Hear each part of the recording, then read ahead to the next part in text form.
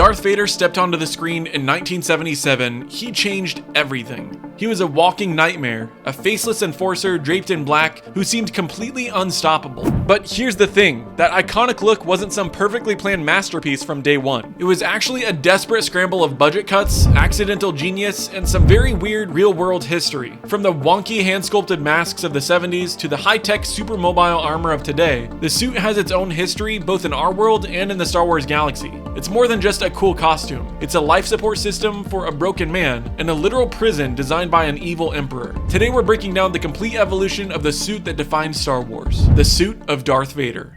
When George Lucas first started dreaming up Darth Vader, he didn't see some metal-clad monster. He initially imagined Vader as a Bedouin-like figure with silk robes fluttering in the wind and a face hidden by a black fabric. He wanted a look inspired by Japanese warriors and the desert tribes of Lawrence of Arabia. But then, concept artist Ralph McQuarrie noticed a logic problem in the script. The story called for Vader to cross the vacuum of space to board a rebel ship. McQuarrie realized that Vader wouldn't be able to breathe out there, so he sketched a breathing mask with big goggles and a snout. Lucas loved the scary mask idea so much that he decided Vader should wear it all the time. And just like that, a temporary oxygen mask became a permanent part of the character's tragic backstory. Once they had the sketches, they needed to build the thing. Costume designer John Mallow was an expert in military history, and he knew how to use the visual shorthand of real-world fear. He went to a London costume warehouse and started kit bashing, basically grabbing random stuff and throwing it together. To make Vader look like the ultimate authority figure, Mallow fused gear from across history. He grabbed a black motorcycle suit for the base, a monk's cloak for the dark religious vibe, and most importantly, a helmet based on the German Stahlhelm, and a gas mask. This blend made Vader look familiar but otherworldly, a ghost of the 20th century's most terrifying regimes, haunting a galaxy far, far away. The original suit for A New Hope was built on a tiny budget of just 500 euros. Sculptor Brian Muir had to make a life cast of 6'6" bodybuilder David Prowse to get the fit right, then sculpted the mask in clay. Because it was all done by hand, that original mask was famously wonky and asymmetrical, which added to the creepy, organic horror of the character. There was also a major lighting problem. The suit was too black. When they tested it on camera, it just looked like a flat, featureless blob. To fix this, the team came up with a two-tone paint job that's still used today. They painted the tusks, cheekbones, and brow ridges and gunmetal silver to catch the studio lights, while the rest stayed glossy black. And if you look closely at the 1977 film, you'll see red-tinted lenses. Those were used to hide David Prowse's eyes, though in a few shots, the light hits them just right and you can actually see the man inside. A chilling accident that reminded everyone that Vader was still human. Inside the story, that suit isn't just armor, it's a medical necessity. After his bad day on Mustafar, Anakin was rebuilt into serial number E3778Q1. The suit is a walking hospital made of Durasteel, obsidian, and plasteel. It does everything his body can't. It pumps his lungs, regulates his heartbeat, and even feeds him Vitapaste through straws in his mask because he can't eat solid food. The most brutal part? The neural needles. To control his robotic limbs, needles pierce Vader's skull and spine to link his brain to the suit's computer. It's an agonizing connection, but without it, he'd just be a motionless torso. He even has magnetic boots with ferromagnetic cores that let him walk on the outside of starships, which is pretty much the coolest and most terrifying thing a Sith can do. Fans always argue, did Palpatine give Vader a crappy suit on purpose? In the old Legends lore, the answer was a resounding yes. The suit was heavy, the synthetic skin was itchy, and the electronics were intentionally vulnerable to force lightning, just in case Vader ever tried to turn on his master.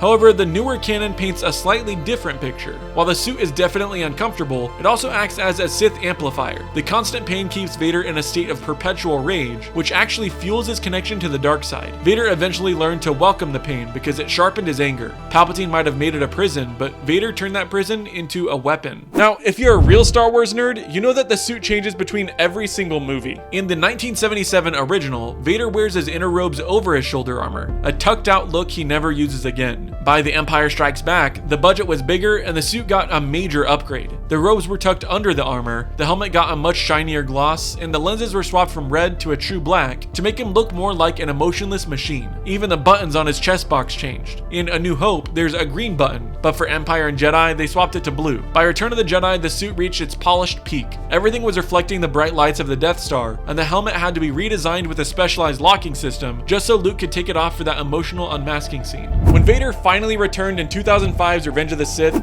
George Lucas wanted a factory-fresh look. For the first time ever, the suit was perfectly symmetrical. Since the original masks were hand-sculpted and a bit lopsided, the prequel team used digital scanning to mirror one side of the face onto the other. The suit was also the first one built specifically for Hayden Christensen. Since David Prowse was 6'6" and Hayden is about 6 feet tall, they had to use internal lifts and padding to keep Vader at his canon height of 2.03 meters. This movie also gave us a little look inside the helmet for the first time, showing a red tinted heads-up display that finally explained why the lenses looked red to everyone else in the earlier films. The Greg Pak comics have given us some of the wildest suit history yet. Set between Empire Strikes Back and Return of the Jedi, we see Palpatine literally dismantle Vader as a punishment for failing to turn Luke to the dark side. Vader was left on the banks of Mustafar with no robotic limbs and only his broken chest plate, but you can't keep a mechanical genius down. Vader scavenged parts from old battle droids to rebuild himself, creating a junk suit version of the Dark Lord. Later, he even upgraded his armor with a closed-circuit hive mind system that let him remotely control droids and cyborgs with his mind. He basically turned his life support system into a mobile command center. When Vader returned in Rogue One and the Obi-Wan Kenobi series, the designers faced a new challenge. How do you make a 70s era suit do modern action?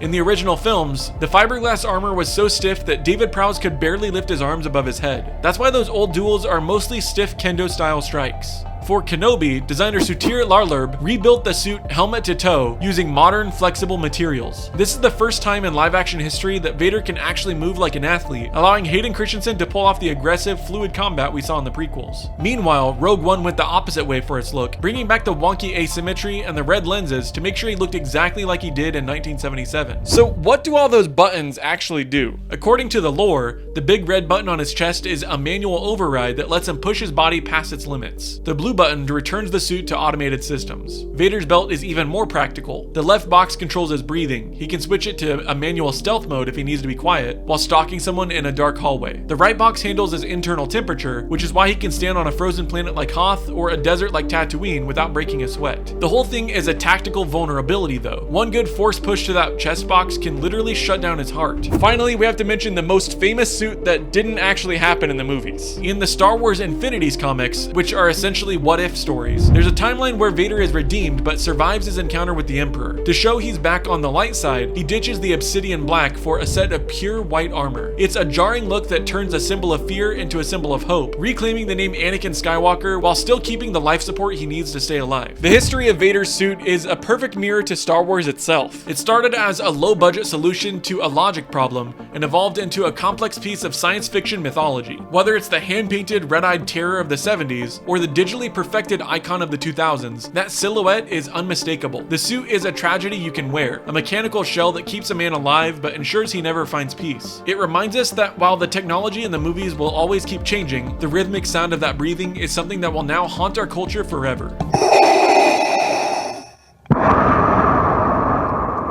And that's all for today. Let me know in the comments, do you prefer the original wonky look of the suit in A New Hope, or do you prefer the more factory finished look from the new films? Also, don't forget to like and subscribe, and thanks for watching.